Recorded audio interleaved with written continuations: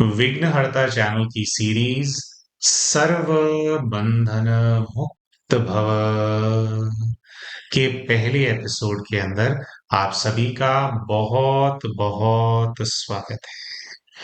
प्यारे भाई और बहनों, इस सीरीज का जो पहला एपिसोड है, इसके अंदर हम परम पिता परमात्मा शिव के पहले कर्तव्यवाचक स्वरूप आदि ज्योतिर्लिंग श्री श्री सोमनाथ जी की जो शक्तियां हैं, जो उनका तेज है, जो उनकी शक्तियों का प्रताप है, उसके बारे में आप सभी से आज हम कुछ चर्चा करने वाले हैं। प्यारे भाई और बहनों, आप सभी को याद ही होगा, अभी कुछ समय पहले हमने हमारे चैनल के ऊपर एक आध्यात्मिक समाधान सीरीज का एक एपिसोड डाला था, जिसके ऊपर आप सभी से इस विषय के ऊपर चर्चा की गई थी कि ऐसा क्यों होता है कि जब हम मनुष्य आत्माएं कर्म बंधनों के अंदर फंसी हुई होती हैं, हमसे जो विकर्म हो जाते हैं, उसको काटने के लिए, उसके प्रभाव को समाप्त करने के लिए जब हम क्षमा योग करते हैं, जब हम शक्ति का दान देते हैं उन सभी आत्माओं को जिनसे हमारे हिसाब किताब हैं, जब हम ये योग अभ्यास करते हैं, तो ऐसा क्यों होता है कि कुछ भाई बहन तो ऐसे होते हैं कि उनके जीवन के अंदर फटाफट जो है तेजी से सकारात्मक परिवर्तन आने लगता है, चीजें अच्छी होने लगती हैं, जिन परिस्थितियों के अंदर वो फंसे होते हैं उन परिस्थितियों से बाहर निकल जाते हैं। वहीं कई सारे ऐसे भाई बहन होते हैं जो कि वर्षों से साधना कर रहे हैं, जो कि वर्षों से क्षमा योग कर रहे हैं, जो कि वर्षों से उनके जो संबंध हैं दूसरी आत्माओं के साथ जो बिगड़े हुए हैं, उनको सुधारने का प्रयास कर रहे हैं, लेकिन वर्षों वर्षों से योग साधना करने के बावजूद भी उनकी परिस्थिति क्यों ज्यों की त्यों बनी हुई है, क्यों उनका रिश्ता आज भी वैसे का वैसा ही है, ऐसा वो क्या गलत कर रहे होते हैं अपनी साधना के अंदर। इसके बारे में ये जो आध्यात्मिक समाधान सीरीज का एपिसोड था, जिसका टाइटल था क्या आप भी अपने जीवन के अंदर हार रहे हैं, उसके अंदर विस्तार में इस चीज के ऊपर चर्चा की गई थी। और उसी वीडियो के अंत में हमने आप सभी भाई बहनों से वायदा किया था, इसको हमने अनाउंस किया था कि जो हमें हमारे जीवन में जो समस्याओं का निवारण करना होता है, उसके लिए हमें केवल दूसरी आत्माओं से क्षमा नहीं मांगनी होती, लेकिन जो नुकसान हमने उनके जीवन के अंदर किया है, जिस प्रकार का नुकसान हम उनके जीवन के अंदर करके आए हैं, उसी प्रकार का नुकसान ये आत्माएं हमारे जीवन में कर रही होती हैं।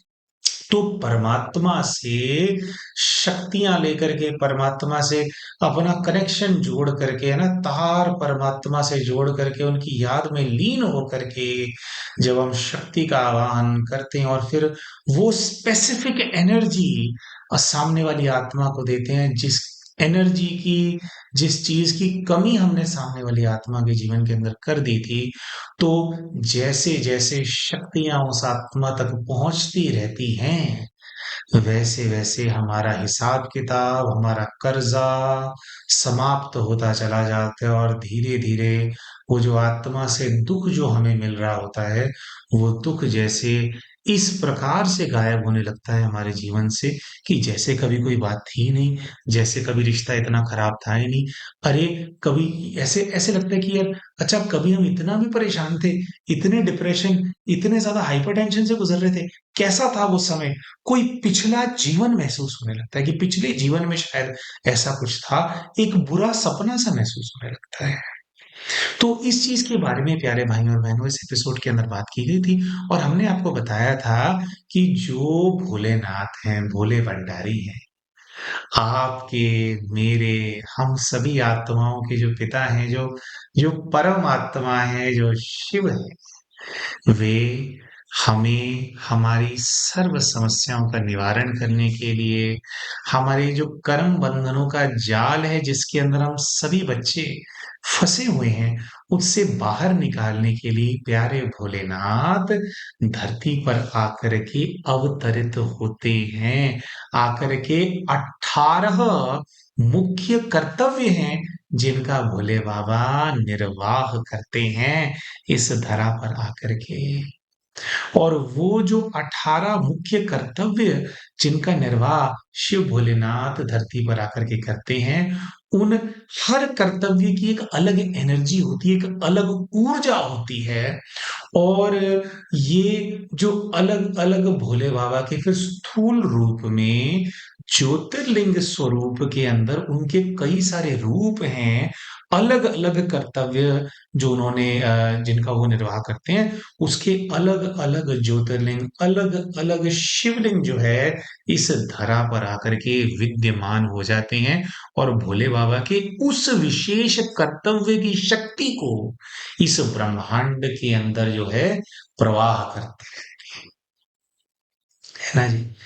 तो हमने कौन-सी परिस्थिति के अंदर, कौन से स्वरूप की शक्ति का आवाहन करना है और भोले बाबा के इस स्वरूप से क्यों ये वाली शक्ति रेडिएट हो रही है, इसका आध्यात्मिक रहस्य क्या है, उसको अच्छे से समझ करके जब हम फिर ध्यान करते हैं, तो हमारा जो कनेक्शन बनता है प्यारे भोले भंडारी से या किसी विशेष कारण से अगर उनके किसी विशेष कर्तव्यवाचक स्वरूप से, जैसे कि आज हम आदि ज्योतिर्लिंग श्री श्री सोमनाथ जी के बारे में बात करने वाले हैं।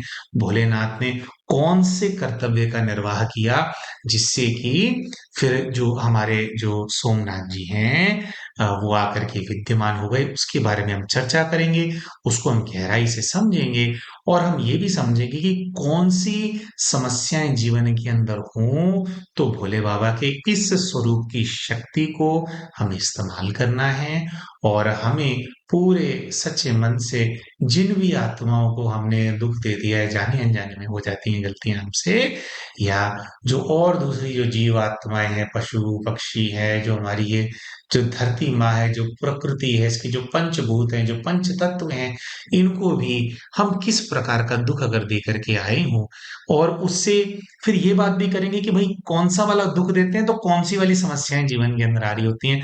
तो आप कैसे आइडेंटिफाई करेंगे कौन सा दुख था? तो अगर जो समस्याएं अभी इस एपिसोड में आउटलाइन की जाएंगी, अच्छा ये समस्या है, ये समस्या है, ये समस्या है, तो इसका मतलब है इस प्रकार का विकर्म करके आए हो, तो ऐसी स्थिति के अंदर किसको याद करना है? भोले बाबा को तो याद करना है, या भोले बाबा को किस रूप में याद करना है? कौन सी शक्ति का आह्वान करना है? श्री श्री सोमनाथ जी की शक्ति का। इस रूप में बाबा के तेज से जुड़ना है और उनके तेज को स्व कल्याण के प्रति तो हम लगाएंगे ही लगाएंगे, लेकिन उनका जो तेज है, जो भोलेनाथ है, उनकी तो शक्ति क्या अनलिमिटेड है। तो पूरे विश्व के कल्याण के प्रत बाबा की शक्ति को यूज करना सीखेंगे, अपना कर्जा उतारना सीखेंगे कि कैसे ये हम कर पाते हैं, क्या हम करें जो उनसे एकदम तेज हमारा जो योग लग जाए, है ना? क्यों शक्ति आएगी तो हम देंगे, है ना? तो इसके बारे में हमारा जो ये आज का जो एपिसोड है इसके अंदर थोड़ा विस्तार में हम लोग चर्चा करने वाले हैं। आप सभी से हमारा ये वायदा है, देखिए ये जो सीरीज है इसका नाम रखा गया है सर्व बंधन मुक्त भव। भोले बाबा जो है ना अपने सभी बच्चों के सर्व बंधनों का विनाश करने के लिए, सर्व बंधनों से अपने बच्चों को मुक्त कराने के लिए ही अवतरित होते हैं, उसके लिए ही धरा पर आते हैं और ये 18 अलग-अलग जो उनके कर्तव्य हैं उनका निर्वाह करते हैं। तो हमारी जो आपके जीवन के अंदर आपसे हमारा वायदा ये है, कोई भी समस्या आपके जीवन के अंदर है, कोई भी समस्या, ये 18 एपिसोड अगर आप पूरी निष्ठा से, पूरे प्रेम से, पूरे समर्पण के भाव से अगर आप देखेंगे, तो ये 18 एपिसोड जब तक समाप्त होंगे, आपकी चाहे कैसी भी समस्या क्यों ना हो, उसको अपने जीवन से पूरी तरह से जैसे धुआं बना करके उड़ा कैसे देना है, उसको भस्म कैसे कर देना है, ये करने में इसकी जो विद्या है, उसके अंदर आप 100% जो है आप सक्षम हो जाएंगे, है ना? तो आइए फिर हम जो है विस्तार में जो है जो सोमनाथ जी हैं उनके बारे में बात करेंगे। कर्तव्य के बारे में भी बात करेंगे। शक्ति का इस्तेमाल कैसे करना है, योग कैसे करना है, बाबा से कनेक्शन कैसे जोड़ना है, इस सब के बारे में भी हम बात करते हैं। तो प्यारे भाइयों और बहनों, सबसे पहले तो हम ये जानेंगे कि हम सभी आत्माओं के जो पिता हैं, जो परम पिता परमात्मा शिव है, जो कि परम धाम शांति धाम के निवासी हैं, यानी उस लोक के निवासी हैं जहां से हम सभी आत्माएं यहाँ धरती पर आई हैं अपना अपना पार्ट प्ले करने के लिए, अपना अपना जो किरदार है उसको निभाने के लिए हम यहाँ धरती पर आए। उस शिव के, उस भोलेनाथ के, उस भोले भंडारी के अगर प्रत्यक्ष रूप से हम बच्चे दर्शन करना चाहते हैं, उनके जो पहले कर्तव्यवाचक स्वरूप हैं, जो आदि ज्योतिर्लिंग हैं, श्री श्री सोमनाथ जी, उनके रूप में अगर हम में से कोई भी बच्चा भोले बाबा के प्रत्यक्ष दर्शन करना चाहता है, तो भोलेनाथ सोमनाथ जी के रूप में विराजमान हैं गुजरात, प्रभास पाटन, वेरावल के अंदर।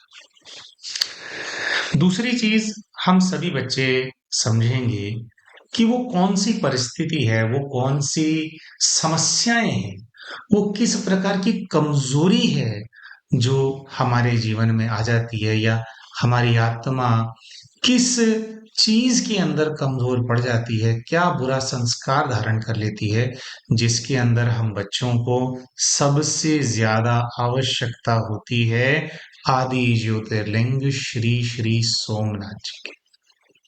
देखिए, वैसे तो भोले बाबा के किसी भी रूप के अंदर अगर आपकी निष्ठा है और कोई भी समस्या है, तो किसी ना किसी रूप में, हर रूप के अंदर माने किसी ना किसी प्रकार से बाबा आपकी जो समस्या है उसका निवारण कर देते हैं। लेकिन जैसा कि हमने बोला दोस्तों, ये जो हमारी सीरीज है, ये जो 18 एपिसोड्स हैं, ये इस बारे में है कि भैया एग्जैक्ट ये प्रॉब्लम हुई तो बाबा के इस स्वरूप की शक्ति को अगर धारण कर लिया, इस स्वरूप के तेज से अगर मैं जुड़ गया, तो ये वाली शक्ति तो बाय डिफॉल्ट छू मंतर हो जाएगी, है ना। तो वो कौन सी परिस्थिति है जिसके अंदर जो भोलेनाथ के बच्चे हैं, जो उनको सोमनाथ के रूप में जो है उनको अप्रोच करेंगे, इस रूप से विशेषकर तीन कौन सी बड़ी समस्याओं का निवारण होता है, उसके बारे में बात करेंगे। तो सबसे पहली जो समस्या है प्यारे भाई और बहनों, वह समस्या है जीवन के अंदर निरस्ता आ जाना।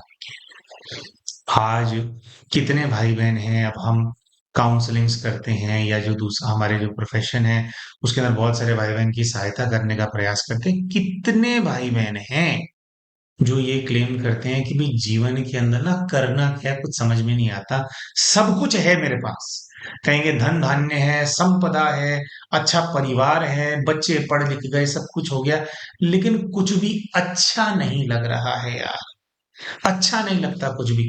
जैसे इसको डिप्रेशन भी कहा जाता है कि डिप्रेशन आ जाता है तो कुछ भी अच्छा अच्छा नहीं लगता, निरस्ता आ जाती है किसी भी चीज के अंदर। सब कुछ होने के बावजूद भी किसी भी चीज के अंदर जो रस है, जो खुशी है ना, एक अंदर से एक उमंग उत्साह होता है, जीवन जीने का उमंग उत्साह होता है, वो जब समाप्त हो जाता है तो उसको कहते हैं कि जीवन बिल्कुल निरस हो गया है, जीवन में निरस्ता आ गई। तो निरस्ता अगर जीवन के अंदर आ जाए, तो भोले बाबा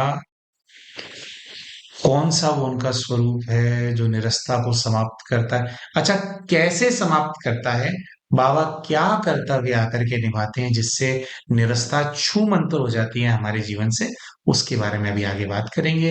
लेकिन जो पहली समस्या है जिसका निवारण करते हैं भोले भंडारी सोमनाथ के रूप में, सोमनाथ बनकर के, वह है निरस्ता की समस्या। दूसरी बड़ी जो समस्या है जी, वह है अज्ञानता। अज्ञानता एक बहुत ही बड़ा, आप लगा लीजिए, अभिशाप है। जैसे प्यारे भाइयों और बहनों, हमने वीडियो के जब आरंभ किया तब भी आपको बताया, उस पोर्शन में भी बताया, और जो आध्यात्मिक समाधान का वीडियो बनाया था कि क्या आप हार चुके हैं, क्या हार रहे हैं, तो उसके अंदर भी इसी बात पर चर्चा हुई कि भाई कई लोग, कई भोले बाबा के बच्चे हैं, कई मनुष्य आत्माएं हैं, वो प्रयास तो कर रहे हैं, ध्यान कर रहे हैं, साधना कर रहे हैं, सेवा भी कर रहे हैं, है ना, दान पुण्य कर रहे हैं, और चाहते हैं कि भई उनकी जो समस्या उनका निवारण हो जाए, लेकिन समस्याओं का निवारण फिर भी नहीं हो रहा होता, क्योंकि जो वो साधना कर रहे हैं उसके अंदर कुछ ना कुछ गड़बड़ कर रहे होते हैं, कुछ ना कुछ गलती कर रहे होते हैं। जो सेवा कर रहे हैं उसमें भी हो सकता है कुछ गड़बड़ कर रहे हों। जो दान कर रहे हैं वो दान सचमुच में दान है या नहीं है, इस चीज का भी बच्चों को ज्ञान नहीं होता। तो बहुत बार क्या होता है, हम आत्माएं बोल देती हैं कि भाई मैंने तो ये सोच करके दे दिया ना, तो हो गया जी, दान हो गया। लेकिन हम, जो दान होता है, जैसे भोले बाबा की शिक्षा होती है कि बच्चे, दान भी पात्र देख करके करना होता है। तो अज्ञानता के चलते हम बहुत सारे ऐसे कर्म कर रहे होते हैं हमारे जीवन के अंदर, प्यारे भाइयों और बहनों, जो कि हमें लग रहा होता है कि हम तो बड़ा अच्छा कर रहे हैं। जैसे कई लोग होते हैं, वो ऐसा सोचते हैं कि भी भगवान है, अब भगवान के नाम पे भगवान से और लोगों को हमारे को जोड़ना है, जो नहीं जुड़ता जी उसको मार दो जी, है ना। कई कई लोग होते हैं, कुछ लोग होते हैं ऐसी सोच रखते हैं, है ना। तो ये क्या है? ठीक है, परमात्मा निराकार है, आप चाहते हैं कि निराकार से जोड़े, लेकिन उसके लिए प्रेम, वाइब्रेशन, परमात्मा के साथ ध्यान और उस नूर को दूसरों तक पहुंचाने की सेवा करने के बजाय, कई बच्चे क्या होते हैं, गलत मार्ग पे चले जाते हैं, है ना। गुस्सा करने लग जाते हैं, दूसरों का हित करने लग जाते हैं, है ना। या तो उनके लिए उनको लगता है कि भी ये तो सेवा है, लेकिन क्या सेवा हो रही होती है? दूसरों को कष्ट पहुंचा कर क्या सेवा होती है क्या? है ना। तो इसको बोलते हैं अज्ञानता का अभिशाप। और ये तो ऐसा अभिशाप है जिसके अंदर, कलयुग के अंदर, मेजॉरिटी ऑफ द सोल, ज्यादातर मनुष्य आत्माएं जो हैं, वो उनकी बुद्धि भ्रष्ट हो रखी है, क्योंकि अज्ञानता के अंधकार के अंदर खोए हुए हैं। तो जब अज्ञानता का अंधकार हो और आप जानना चाहते हो कि हे भोलेनाथ, मुझे आप सही रास्ता दिखाइए, प्रकाश कहाँ है बताइए, सचमुच में क्या करूं कि ये दुर्भाग्य की छाया हट जाए मेरे ऊपर से, मेरे परिवार के ऊपर से, या गोइंग बियॉन्ड, कि मेरा जो देश है, देश में इतना ये चारों तरफ ये आपदाएं आ रही हैं, दुख है, ये कैसे समाप्त हो बाबा, मुझे सही ज्ञान का पान कराओ मेरे भोलेनाथ। तो जो सही ज्ञान भोले बाबा आकर के बच्चों को देते हैं, ये जो कर्तव्य भोलेनाथ आकर के धरा पर निभाते हैं, है ना, निर्वाह करते हैं इस कर्तव्य का, इसके भी प्रतीक हैं श्री श्री सोमनाथ जी, ज्ञान की ज्योति जगाते हैं। तो निरस्ता आ गई है या अज्ञानी हो गए हो, है ना, तो किसका हाथ पकड़ना है, किस स्वरूप में भोले बाबा को पकड़ना है? सोमनाथ जी के रूप में। इसी प्रकार से एक और बहुत बड़ी समस्या है, और इस समस्या को बोलते हैं भिखारीपन। भिखारीपन। अब कई बच्चे सोचते हैं कि अरे नहीं नहीं, भिखारीपन की तो कोई दिक्कत नहीं है हमारे को, भाई हम तो, और बड़ा धन है हमारे पास, तो वो जो इतनी बड़ी बड़ी हमारी कोठी है ना, और हमारे पास जी वो गाड़ियां हैं, सब कुछ है। देखो क्या है कि ना, जो परमात्मा है ना, जो भी चीज भोलेनाथ ने आपको आशीर्वाद में दी है, या अपने तप के बल से, अपने जप के बल से, अपनी साधना के बल से आपने जो कुछ भी प्राप्त किया है, वह हमेशा होता है मेरे प्यारे भाइयों और बहनों, बांटने के लिए। कितने सारे, क्योंकि बांटने से हमेशा बढ़ता है ना। तो बांटना होता है, तन है, तन बहुत स्वस्थ है, हष्ट पुष्ट है, तो मनुष्य को तन से सेवा करने के बारे में सोचना चाहिए। धन अथाह है, तो धन अपने लिए तो इस्तेमाल कर ही लेंगे, लेकिन धन से और दूसरे जीवात्माओं का कैसे कल्याण हो सकता है, कैसे वो, उनको अपलिफ्ट किया जा सकता है, उनको सक्षम बनाया जा सकता है, प्रकृति की सेवा कैसे हो सकती है, इस विश्व की जिसका निर्माण भोलेनाथ ने किया है, तो उसके प्रति धन, है ना, लगाओ। तन है तो तन लगाओ, मन है तो मन से दुआएं देते चलो, शुभ संकल्प देते चलो, है ना? अगर जन है, आपके पास जन शक्ति है, लोग आपसे जुड़े हुए हैं, तो उनको जागृत करो, उनको प्रेरित करो, संगठन खड़ा करो सेवा करने के लिए। तो जो कुछ भी अथाह है, वो हमेशा क्या होता है, ईश्वरीय सेवाओं में लगाने के लिए होता है। यानी जो कार्य ईश्वर धरती पर कराना चाहते हैं, उसके निमित्त बनने के लिए होता है, जो कुछ भी आपके पास था है।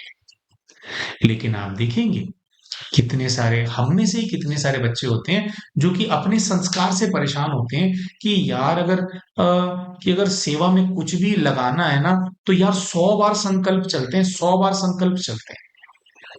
वो यार जेब से वो 10 रुपए भी निकाल ले हो ना किसी अच्छे काम के लिए, तो जैसे दिल दहलता कि हाय मेरे 10 रुपए, हाय कहीं कम ना पड़ जाए।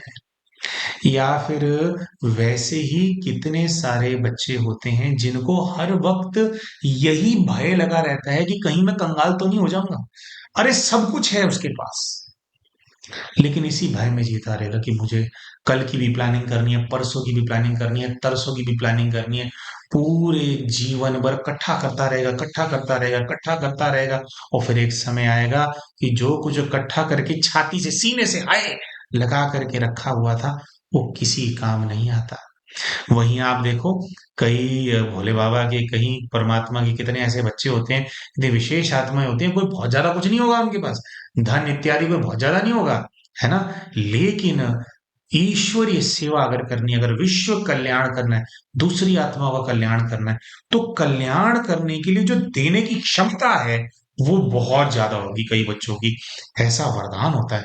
तो ऐसे जो बच्चे होते हैं, इनको बोलते हैं कि इनके अंदर मालिकपन के, दाता के, ये जो दे पाए उसके संस्कार होते हैं। और आपको विश्व में अनेकों अनेक उदाहरण मिल जाएंगे कि जिसके हाथ हमेशा देने के लिए उठते हो ना, जिसका संकल्प हमेशा देने के लिए हो ना, उसके पास कभी किसी चीज की कमी नहीं होती, कभी खत्म होता ही नहीं।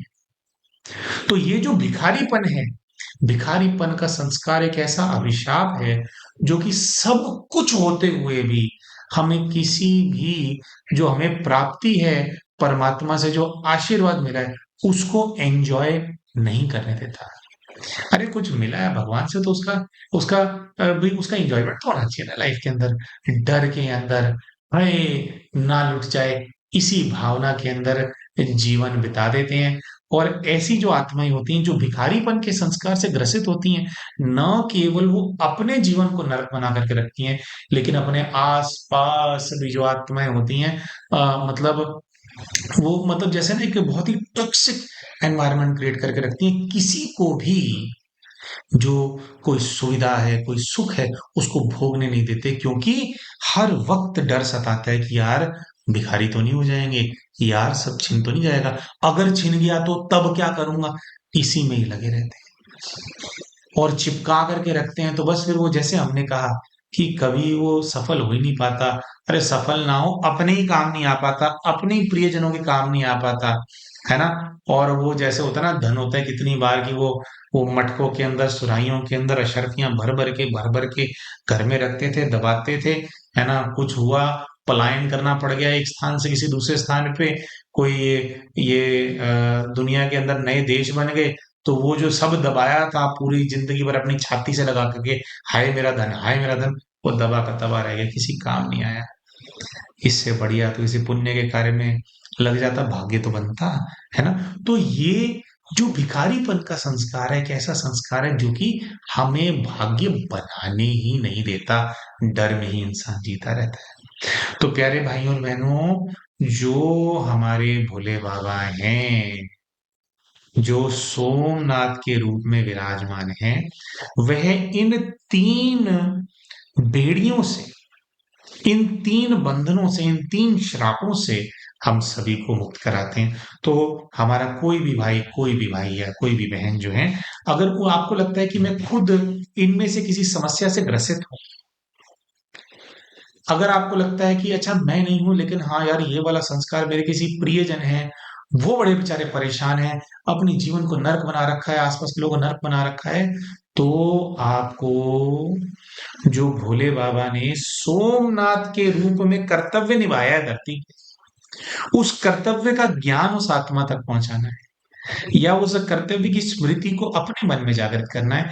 जैसे जैसे भोले बाबा के सोमनाथ स्वरूप के जो उनका कर्तव्य है उसकी स्मृति जागृत होती जाती है, भोले बाबा की ज्योति से हम जगते जाते हैं, वैसे वैसे ये भिखारीपन, अज्ञानता और निरस्ता भस्म होती चली जाती है, समाप्त होती जाती है। अच्छा, इस छोटे से प्रस्तुतिकरण पे सभी प्यारे प्यारे भाई बहन अपना ध्यान केंद्रित करेंगे। देखिए, सोमनाथ के रूप में परमात्मा को याद कैसे करना है। देखो, जो भोलेनाथ हैं, जो शिव हैं, वह कैसे हैं, बिल्कुल निराकार प्रकाश ही प्रकाश, एक सूर्य की तरह। और जब सोमनाथ जी के रूप में उनको याद किया जाता है तो ऐसा हम अनुभव करेंगे कि जो भोलेनाथ है उनका जो तेज है, जो ज्योतिर्लिंग है उसमें से जैसे गोल्डन कलर की एनर्जी निकल रही है, तेज गोल्डन कलर का निकल रहा है। और धीरे धीरे ऐसा हम अनुभव करते हैं कि जो हमारे प्यारे बाबा हैं सोमनाथ के रूप में जैसे हमारे सर के ऊपर विराजमान हो गए हैं, और उनका जो गोल्डन प्रकाश है वो चारों ओर फैलता जा रहा है। इस गोल्डन प्रकाश के अंदर जैसे मैं नहा रहा हूँ, बिल्कुल जैसे स्नान कर रहा हूँ, चारों ओर गोल्डन प्रकाश फैल रहा है। और धीरे धीरे हमें अनुभव होगा कि हमारे जीवन से निरस्ता, अज्ञानता, भिखारीपन के संस्कार जैसे गायब होते जा रहे हैं, और फिर ऐसा हम अनुभव करते हैं कि अब कौन बच गया यहाँ पर। ये छोटे और छोटा इंसान बनाने वाले जो मेरे संस्कार थे, जो मुझे भटकाने वाले संस्कार थे, ये मेरे जीवन से जैसे गायब हो गए। आंतरिक खुशी जागृत होने लगेगी, बिल्कुल ऐसी फीलिंग आने लगेगी कि मैं सक्षम हूँ। अरे सोमनाथ जी जो है ना, बाबा का जो सोमनाथ का जो स्वरूप है, इनसे पूरे भारत का, पूरे विश्व का जो वैभव है वो डायरेक्टली कनेक्टेड है। सोमनाथ जी के मंदिर को ऐसा कहा जाता है इतिहास में कि 6 बार ध्वस्त किया गया। और ये जो हम भोले बाबा के बच्चे हैं, जो कि शायद जब सोमनाथ जी का जो मंदिर है ध्वस्त किया जा रहा तब भी कभी रहे होंगे, जिन्होंने प्रयास किया होगा कि हम जो मंदिर है इनको कुछ ना होने दें। तो खैर बच्चे जो है, जैसा पाठ होता है, बच्चे नहीं बचा पाए। तो ये जो समय आता है ना जब मंदिर ध्वस्त हो जाता है सोमनाथ जी का, हालांकि जो बाबा के जो बच्चे पुण्य आत्माएं होती हैं उस समय पर पुनः पुनः निर्माण जरूर कराते हैं, अपने प्राणों की आहुति भी देते हैं बहुत सारे बच्चे, इनकी सुरक्षा करने के लिए, मंदिर की सुरक्षा करने के लिए देते हैं। लेकिन जब भोले बाबा का सोमनाथ का मंदिर ध्वस्त होता है, तब भारत जो सोने की चिड़िया होती है, वो उसकी जो ये जो चमक होती है वो गिरना शुरू होती है, तब जो है भारत की स्थिति डाउन होने लगती है वेल्थ वाइज, है ना। भारत जो सारी दुनिया में सबसे संपन्न देश होता है, आज देखो कहाँ पहुंच गया, है ना। तो जो सोमनाथ जी हैं, इनसे हम योग लगाएंगे, हम ऐसा देखेंगे कि भोलेनाथ गोल्डन प्रकाश मेरे अंदर समा रहा है, कि भोले बाबा जैसे ऐसे ही जैसे सामने आप मंदिर का दृश्य देख रहे हैं, सोमनाथ ज्योतिर्लिंग को देख रहे हैं, ज्योतिर्लिंग से गोल्डन कलर का प्रकाश, ये सूर्य, ये बहुत तेज चमकता हुआ सितारा जैसे निकला, और उनके गोल्डन प्रकाश में हम नहा रहे हैं। निरस्ता, ज्ञानता, विकारीपन जैसे समाप्त। जीवन में खुशहाली, सत्य ज्ञान और दातापन के संस्कार भरते जाएं। ऐसी स्मृति में अपने आप को रोज लेकर के जाना है। और इसी प्रकार से जो बाबा हैं, उनका जो सोमनाथ का जो उनका स्वरूप है, उस पे ध्यान निकालना है, लगाना है कि गोल्डन प्रकाश मुझ में समाता जा रहा है, मैं सक्षम बनता चला जा रहा हूं। आप देखेंगे प्यारे प्यारे भाइयों और बहनों की कहाँ तो भिखारीपन आ जाना, अज्ञानता का अभिशाप लग जाना, कहाँ जीवन में निरस्ता होना, कहाँ तो ये स्थिति होती है इंसान की, मतलब ऐसी स्थिति कि जमीन पे भी नहीं गिरा हुआ, ये तो जमीन से भी 100 फुट गहरा गड्ढा है, उसमें बेचारा भोलेनाथ का बच्चा गिरा हुआ है। कहाँ तो ये स्थिति, ये अवस्था, और कहाँ बाबा के जो पहला कर्तव्य बाबा निर्वाह करते हैं, जिसके प्रतीक है सोमनाथ जी, उस कर्तव्य की स्मृति जागृत होने से और बाबा को सोमनाथ के रूप में याद करने से पहले तो जो हमारी स्थिति होती है, जो हमारी अवस्था होती है, वो कैसी होने लग जाती है, जैसे देवी देवता होते हैं। देवी देवता कैसे होते हैं, देखो कैसे देवी देवताओं में से दिखाते हैं ना, देखो कैसे गोल्डन कलर का प्रकाश निकलता है, क्या हर चीजों से संपन्न होते हैं देवी देवता ना, जैसे श्री लक्ष्मी, श्री नारायण, 16 कला संपन्न, संपूर्ण निर्विकारी, कंचन निरोगी काया, सब कुछ परफेक्ट। और जिनकी लाइफ में सब कुछ परफेक्ट होता है प्यारे भाई और बहनों, उनके जीवन में डिप्रेशन नहीं होता, एंजाइटी नहीं होती, हाइपरटेंशन नहीं होता।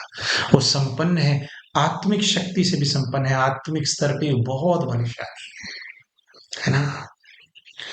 और जो फिजिकल जो वेल्थ है उसकी तो क्या बात ही क्या है ना। तो निरस्ता नहीं, अज्ञानता भी नहीं, है ना। जीवन में क्या करना है सही, सारी जो मनुष्य आत्माएं, हम भी कहाँ जाते हैं देवी देवताओं के सामने जाकर के मत्था टेकते हैं कि भाई ये हमारे को सद्बुद्धि दो।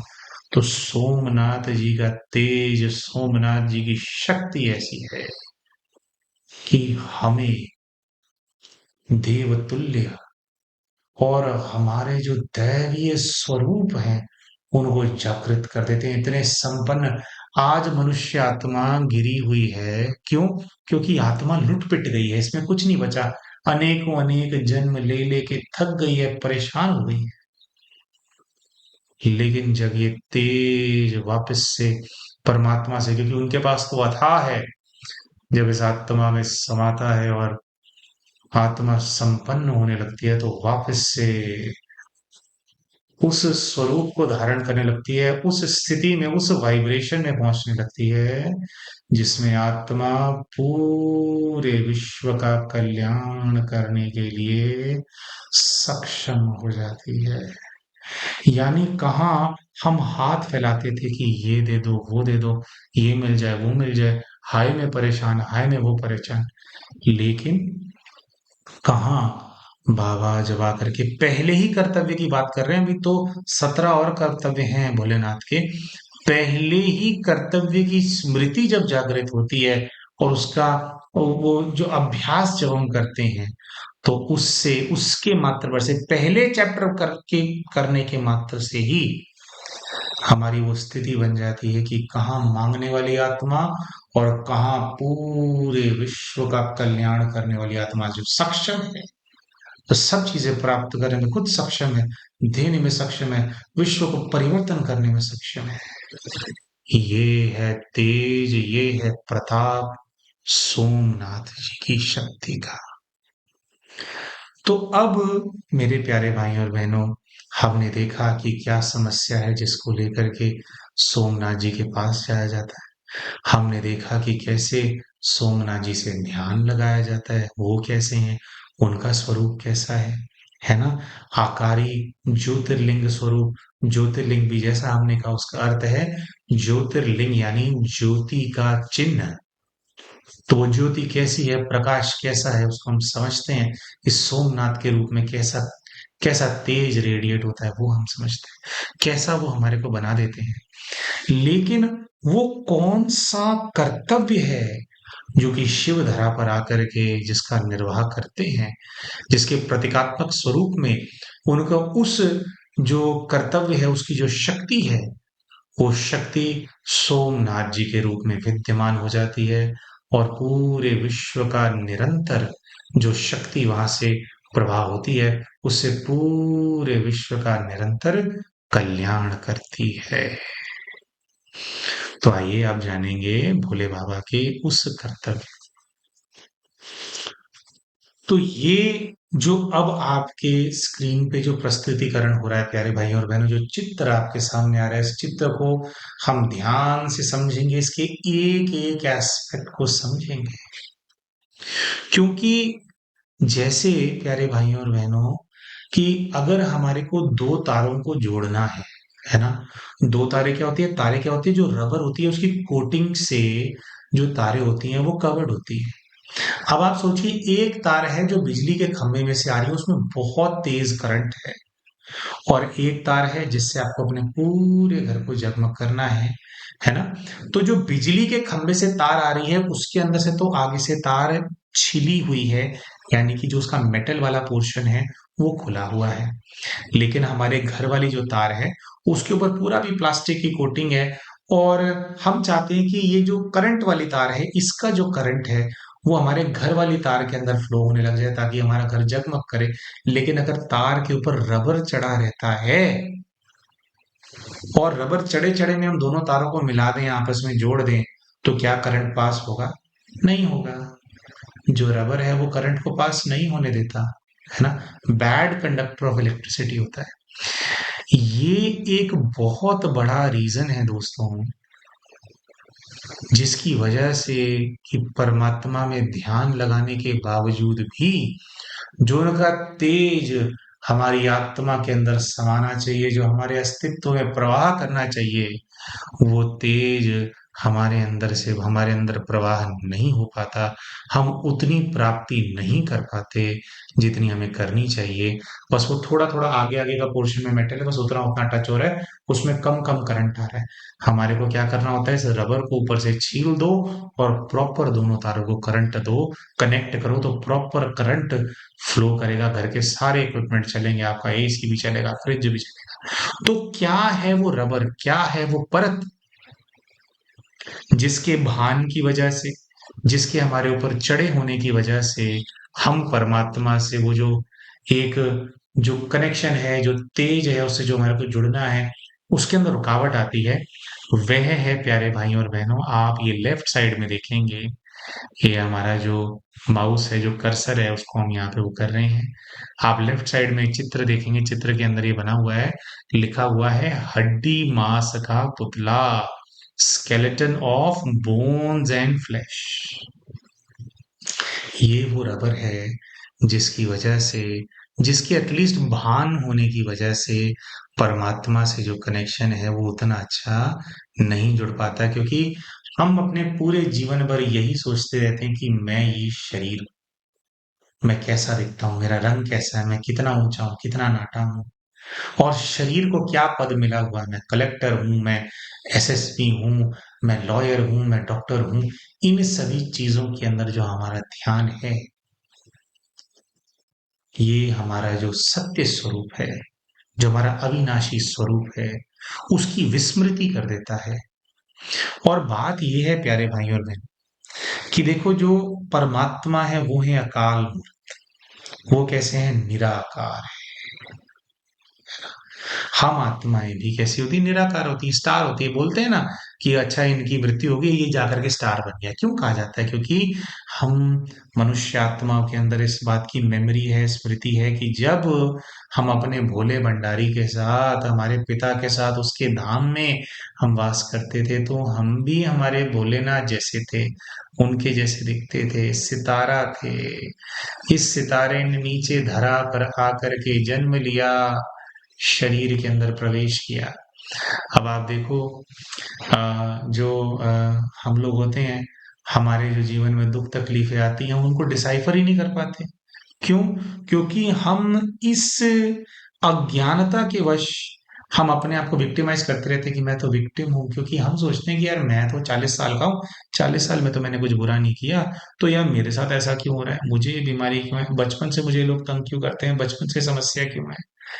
लेकिन जब परमात्मा धरा पर आते हैं और हमें हमारा पहला लेसन सिखाते हैं, पहला लेसन, वो पहला लेसन क्या है ये देखेंगे। अब देखेंगे टॉप पर स्क्रीन पर सबसे पहले येलो पीले रंग के बॉक्स के अंदर क्या लिखा हुआ है। जो पहला लेसन बाबा सिखाते हैं वो ये है कि बच्चे, आप ये हड्डी मांस का पुतला नहीं हो, आप एक आत्मा हो। और ये जो पंचभूतों की जो दुनिया है, जो पंच तत्वों से बनी हुई है, जो जो पृथ्वी है, जो पूरा यहाँ पे जो वायुमंडल है, जो दुनिया है, यहाँ पर आप अपना पार्ट बजाने के लिए आप आत्माएं आती हो। तो हाँ, ये पंचभूतों से बना हुआ जो ये शरीर है, जो कि एक हड्डी मांस का पुतला है, उसके साथ जो कि विनाशी है, उसके साथ आप अविनाशी आत्मा जब आकर के कंबाइंड होते हो, तो आप बच्चे कहलाते हो जीवात्मा, मनुष्य बन जाते हो, है ना। तो आत्मा के बगैर ये हड्डी मांस का जो पुतला है, ये किसी काम का नहीं है। अच्छा, बाबा क्यों इस बात का हमारे को स्मृति वापस जागृत, पुनः जागृत करते हैं कि बच्चे, आप देह नहीं है, आप आत्मा है। क्योंकि प्यारे भाई और बहनों, जो देह है उसकी यात्रा कुछ चंद वर्षों की है, 50 वर्ष, 60 वर्ष, 70 वर्ष। लेकिन जो आत्मा है वो हमेशा थी, है और हमेशा रहे। शरीर इस धरा पर, अभी वाला जो आपका शरीर है, जो चोला है, वो हो सकता है कि 50 वर्षों से है इस धरा पर, लेकिन आपकी यात्रा इस शरीर से शुरू नहीं हुई थी, यात्रा बहुत पहले शुरू हुई थी। आत्मा की यात्रा हो सकता है धरती पर जब वो आई है तब से अभी तक आत्मा की यात्रा हजारों वर्ष की हो चुकी है, जिसमें उसने कितने शरीर बदले। तो शरीर तो क्या है, विनाशी है। सत्य क्या है, आत्मा है जो अविनाशी। तो सबसे पहली स्मृति भोलेनाथ आकर के अपने बच्चों की जगाते हैं कि बच्चे याद करो, जैसे मैं तुम्हारा पिता परमात्मा हूँ, वैसे ही मेरे सभी जो बच्चे हैं, जो सभी बच्चे हैं, वो पुण्य अविनाशी आत्माएं हैं। जैसे मैं स्टार हूं वैसे तुम सब भी स्टार। तो बाबा आकर के जब ये स्मृति जगाते हैं, तो ये जो जीवन हमारे को निरस्ता आ गई होती है कि मेरे साथ ये हुआ वो हुआ।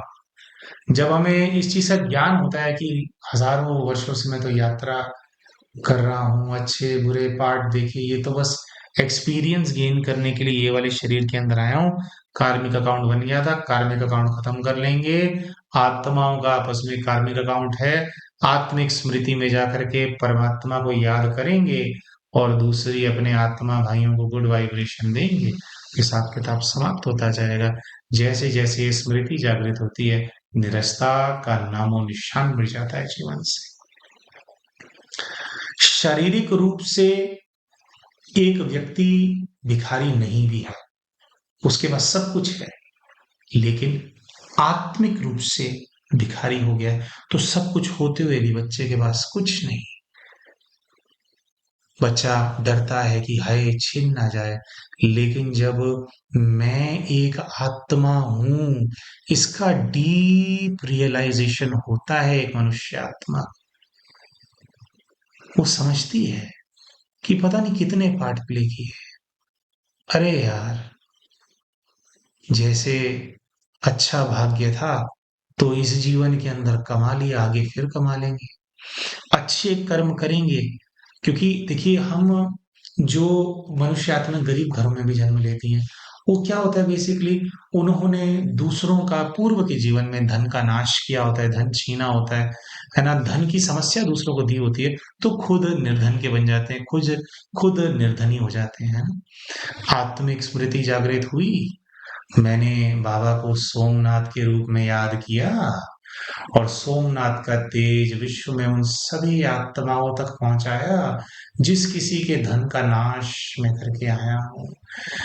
विश किया कि आप सभी धनी धनवान हो जाएं, संपन्न हो जाएं, हे पुण्यात्मा।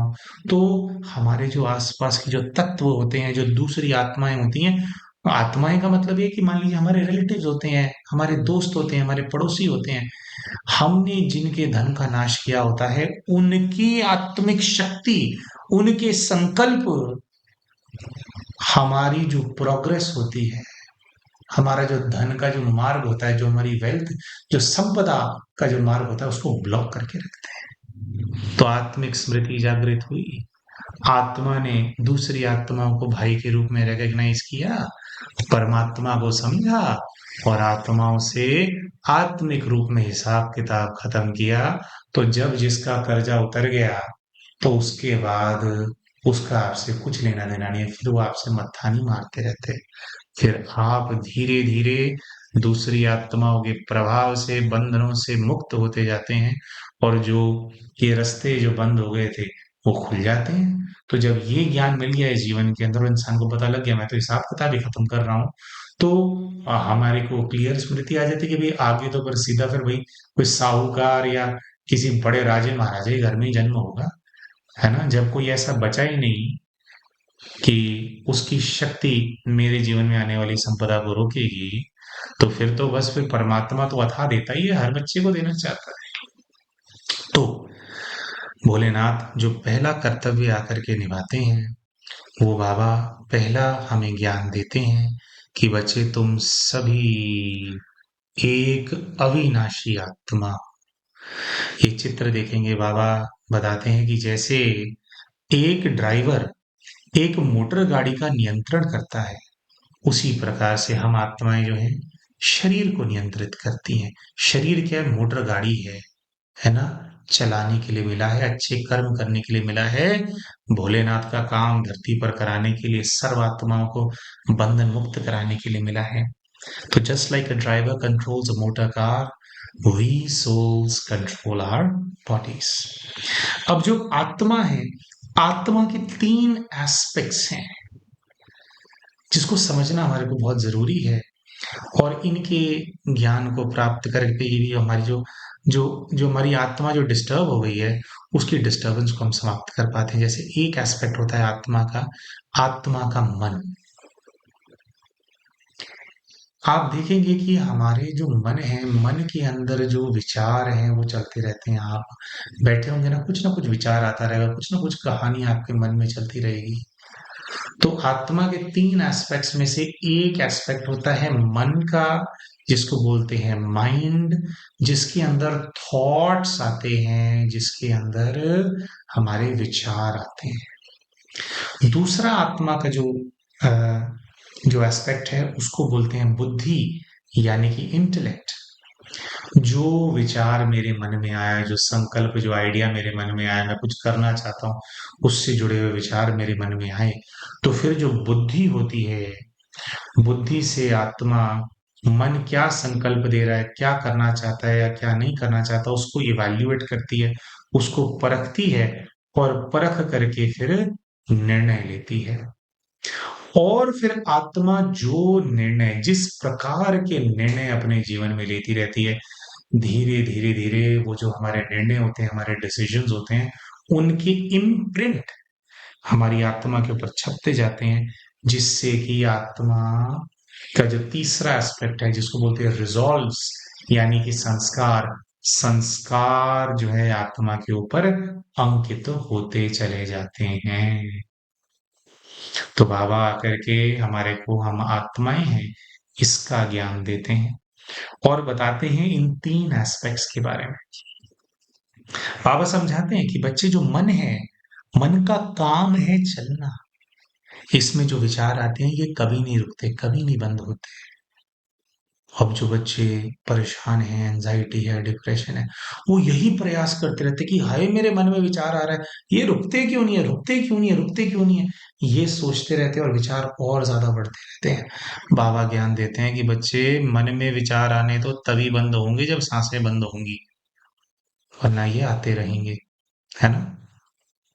और फिर अगला जीवन जब आत्मा लेगी फिर से आते रहेंगे, है ना जी? तो जब तक आत्मा है, उसका मन है और मन हमेशा आत्मा के साथ है, तो विचार आते रहते हैं। तो हमें ये मेहनत करनी ही नहीं है कि हमारे मन में विचार ना आए। हमें अपने आप को नोटिस करना है कि विचार आ रहा है तो क्यों आ रहा है। जैसे आपके मन में किसी का कर्जा बहुत होता है तो उसके मन में उन्हीं लोगों के चेहरे आते रहते हैं जिन्होंने उनसे कर्जा लेना है। कोई बात नहीं, इनसे डरो मत, इनको भेजो मत। परमात्मा को याद करो, कहो कि हे भोलेनाथ, हे मेरे शिव पिता, सोमनाथ के रूप में प्रकट हो। फिर वैसा ही फील करो कि जैसे वो ज्योतिर्लिंग से गोल्डन कलर का स्टार निकला था, ऐसा फील करो कि बहुत तेज प्रकाश वाला स्टार है, गोल्डन कलर का। उनका प्रकाश मुझ में समा रहा है, और जिन आत्माओं के विचार आपके मन में आ रहे हैं, उनको आप वो गोल्डन प्रकाश दे रहे हो, वो लाइट दे रहे हो। और आप उनसे कह रहे हो कि ज़रूर मैंने आपका कोई कर्जा देना है, जिसके वजह से संकल्प रूप में आप बार-बार मेरे पास आते हुए ये पुण्यात्मा, मेरे आत्मा भाई, सोमनाथ जी का तेज स्वीकार करो और अपने कर्जे की रिकवरी करो हे आत्मा, मुझे बंधन मुक्त करो। तो आप देखेंगे कि जैसे-जैसे आप ये गोल्डन लाइट देते जा रहे हैं, वैसे-वैसे संकल्प कम होने लगेंगे, धीरे होने लगेंगे। दूसरा है इंटेलेक्ट। जब आत्मा की शक्ति कमजोर हो जाती है, तो सही निर्णय लेना, चीजों को परखने की क्षमता चली जाती है। जरा सा कुछ हुआ, एकदम से गुस्सा आएगा, एकदम से कुछ कर देंगे। कई बार ऐसा लगता है कि अरे मैं तो बड़ा पावरफुल हूँ, किसी को भी कुछ भी कह देता हूँ। पावरफुल नहीं है। हमारे हम मनुष्य आत्मा है, हमारे जीवन की कुछ मर्यादाएं हैं, और उन मर्यादाओं को जब हम लांघते हैं, हमारे हर रिश्ते की मर्यादाएं होती है। कितने सारे वो लोग होते हैं, लांघ जाते हैं, है ना, उसको, और पीछे दूसरे लोगों को दुखी कर देते हैं, अपने किए हुए वादे भूल जाते हैं, फेरे लिए होते हैं उसकी कस्में भूल जाते हैं, है ना? तो क्यों होता है? क्योंकि बुद्धि कमजोर हो गई है, हम आत्मा का सही निर्णय नहीं ले पा रही।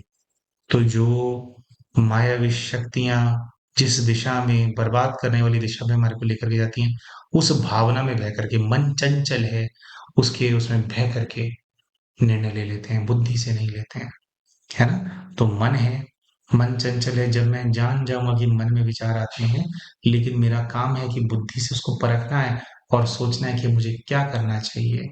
तो फिर धीरे धीरे हम सही डिसीजन लेने लगते हैं, सही तरीके से सॉल्व करने लगते हैं। और जब हम बार बार सही डिसीजन, ज्ञान प्रमाण लेने का संस्कार अपने मन में रहते हैं, संस्कार अपने मन में लाते हैं, तो हमारे मतलब बार बार हम सही डिसीजन लेते हैं। तो पहले गलत डिसीजन लेते थे, तो गलत संस्कार बन गए थे।